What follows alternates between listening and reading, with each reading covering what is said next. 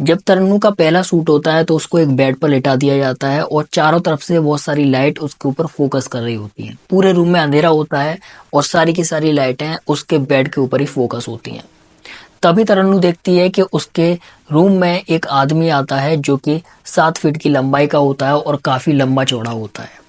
मतलब कि वो जो आदमी है वो इंसान के रूप में एक दानव जैसी कदकाठी का होता है। जब तरन्नू उसको देखती है तो वो काफी ज्यादा डर जाती है, क्योंकि तरन्नू एक मासूम सी, एक छोटी सी और कम हाइट की और कम कद काठी की लड़की होती है। लेकिन जब वो 7 फुट के आदमी को देखती है तो वो काफी ज्यादा डर जाती है और अपने कॉन्टेक्ट को कैंसिल करने की कोशिश करती है। जब तरन्नू डायरेक्टर के पास जाती है और डायरेक्टर से कहती है कि मुझे इस तरीके की फिल्म में काम नहीं करना है, मेरा कॉन्टेक्ट आप कैंसिल कर दो, मैं इस तरीके की फिल्म में काम नहीं करूंगी।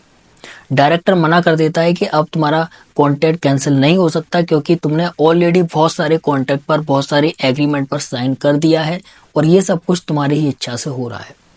इधर जो स्टील होता है वो एक हपसी तरीके का इंसान होता है और वो जबरदस्ती तरन्नू के साथ में शूट करने के लिए उसे फोर्स करता है।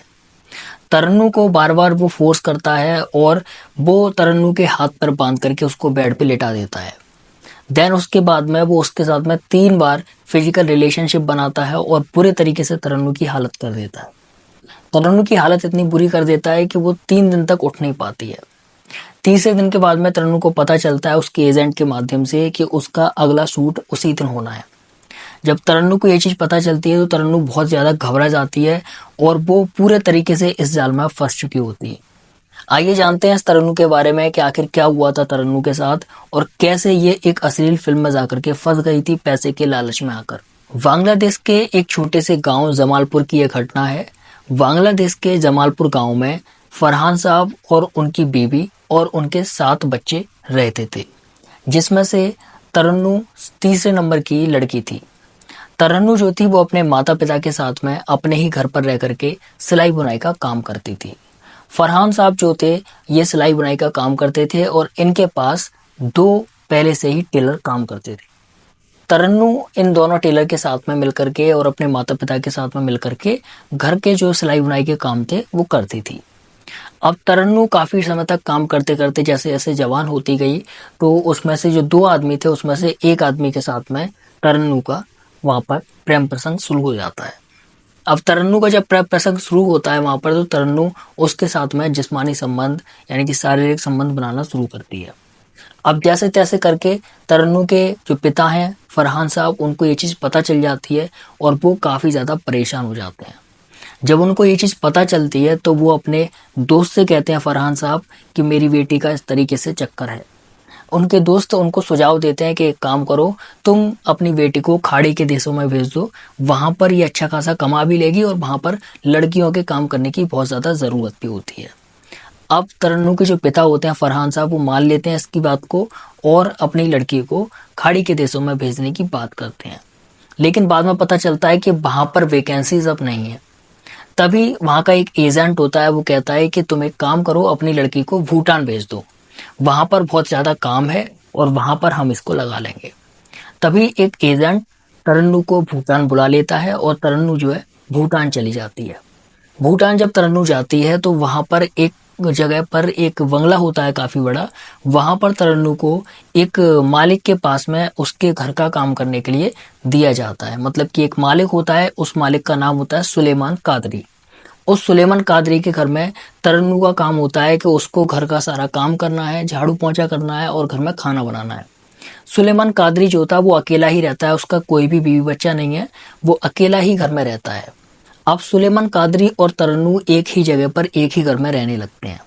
सुलेमान कादरी अपने ही घर में तरन्नू के लिए एक कमरा दे देता है, वहां पर तरन्नू अपना रहना गुजरना करने लगती है। कुछ दिनों के बाद में सुलेमान कादरी के घर में 4 लोग आते हैं, जिसमें से 2 लड़के होते हैं और 2 लड़कियां होती हैं। करीबन रात 8 बजे से 12 बजे तक सुलेमान कादरी और वो चारों लोग मिलकर के खाना पीना खाते हैं, नाश्ता करते हैं और उसके बाद में शराब वराब भी पीते हैं।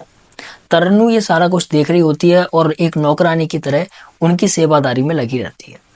तभी सुलेमान कादरी लगभग 12 बजे के आसपास रात में कहता है तरन्नू से कि अब तुम जाओ, सो लो, अपने रूम में जाकर के आराम कर लो। तभी तरन्नू अपने रूम में चली जाती है और जाकर के आराम करने लगती है। लगभग 1 बजे के आसपास तरन्नू को कुछ आवाजें चीखने की सुनाई देती हैं। तभी तरन्नू छुपके से अपने रूम से निकल करके जाती है तो देखती है कि बराबर वाले रूम में कुछ चल रहा है। जब तरन्नू उस रूम में झांक करके देखती है तो वहां देखती है कि वो चारों लोग शूट कर रहे हैं और जो सुलेमान कादरी है वो वहां पर रिकॉर्डिंग कर रहा है। जब ये चीज तरन्नू देखती है तो काफी ज्यादा शॉक्ड हो जाती है और वो छुपके से शूट को देखती रहती है। कुछ दिनों तक इसी तरीके से तरन्नू छुपके से देखती रहती है शूट को और सुलेमान कादरी के घर पर तरह तरह के लोग बदल बदल करके लोग आते रहते हैं और शूट होता रहता है। तभी कुछ समय के बाद में सुलेमान कादरी तरन्नू को छुपके से देख लेता है कि तरन्नू हमारी शूट को देख रही है। तभी सुलेमान कादरी तरन्नू से कहता है कि तुम एक काम करो, तुम भी इस तरीके का शूट हमारे साथ करो, हम तुम्हें बहुत ज्यादा पैसा देंगे और तुम बहुत ज्यादा अमीर हो जाओगी। तरन्नू पहले तो मना कर देती है कि नहीं, मैं इस तरीके का शूट नहीं कर सकती, लेकिन बाद में फिर तरन्नू मान जाती है। तरन्नू सुलेमान कादरी के सभी कॉन्ट्रैक्ट पर साइन कर देती है और फिर वो शूट पर जाना शुरू करती है। शूट जो होता है वो सुलेमान कादरी के घर में ही होता है, यानी कि जहां पर तरन्नू रहती है वहीं पर होता है।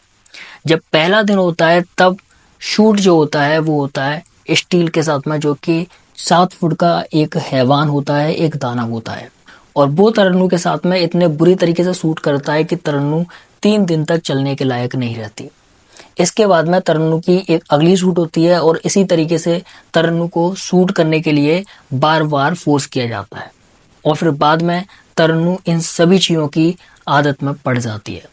कुछ समय के बाद में सुलेमान कादरी तरन्नू से शादी कर लेता है और दोनों लोग वहीं भूटान में रहने लगते हैं। अब तरन्नू के लिए बाहर से भी काफी ज्यादा ऑफर आने लगते हैं और तरन्नू बाहर जाकर के भी शूट करने लगती है। हालांकि जब तरन्नू के माता पिता को ये सारी चीजें पता चलती हैं तो वो लोग पुलिस केस कराते हैं, लेकिन पुलिस केस में भी कुछ ज्यादा जानकारी नहीं लगती। तरन्नू का जो एजेंट था, जो तरन्नू को उसके माता पिता से वहां भूटान में लेकर के आया था, उस एजेंट के बारे में पता चलता है और उस एजेंट की काफी मार पिटाई करी जाती है, लेकिन वो भी एजेंट कुछ भी चीज उगल करके नहीं देता, जिसकी वजह से तरन्नू के माता पिता काफी ज्यादा अफसोस करते हैं कि हमने अपनी बेटी को क्यों भेजा। हालांकि अभी तक तरन्नू के बारे में और तरन्नू के माता पिता के बारे में कोई भी किसी भी तरीके की सूचना नहीं मिली है। ना ही तरन्नू का हमने किसी भी तरीके का कोई न्यूज और किसी भी तरीके की कोई चीज देखी है। तरन्नू ने जिन मूवीज में शूट किया बस वहीं तक तरन्नू सीमित रह गई।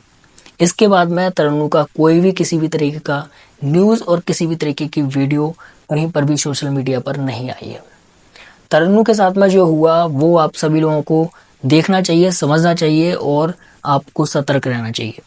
किसी भी जगह पर जाने से पहले, किसी भी काम को करने से पहले, किसी भी जॉब को लेने से पहले उसके बारे में अच्छे तरीके से सोच लो, समझ लो, तब उसके बाद में एग्रीमेंट पर या फिर कॉन्ट्रैक्ट पर साइन करो। तरन्नू ने एक सबसे बड़ी गलती कर दी, एक एग्रीमेंट पर साइन करके, एक कॉन्ट्रैक्ट पर साइन करके, जिसकी वजह से उसको अपने परिवार को छोड़ना पड़ा और उसकी पूरी जिंदगी बर्बाद हो गई। इसीलिए आप सभी लोगों से कहते हैं कि सतर्क रहो, सावधान रहो। अगर कोई भी व्यक्ति आपको कोशिश कर रहा है पागल बनाने की तो उसकी बातों को समझ करके उससे दूर हो जाओ और उसके किसी भी झांसे में मत आओ। मिलते हैं अगली वीडियो में, तब तक के लिए बाय बाय। अपना ध्यान रखो, ख्याल रखो। Thank you so much.